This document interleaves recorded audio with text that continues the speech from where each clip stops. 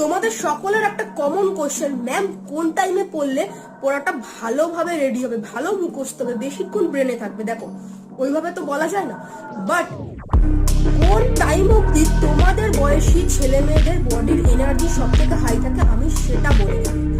সকালবেলা যখন তুমি ঘুম থেকে উঠলে সেই সময় থেকে দুপুর 1টা অবধি তোমার কিন্তু এনার্জি অনেকটাই বেশি হাই থাকে। তারপরে দেখবে আস্তে আস্তে ঘুম পায়, ঝিমানি আসে, এগুলো হয়।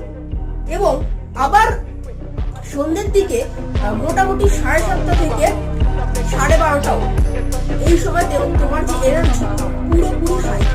তুমি যদি এই টাইমগুলোর মধ্যে পড়াশোনাটা করো, খুব ভালোভাবে হাইলি এনার্জি নিয়ে কিন্তু তুমি পড়াশোনা।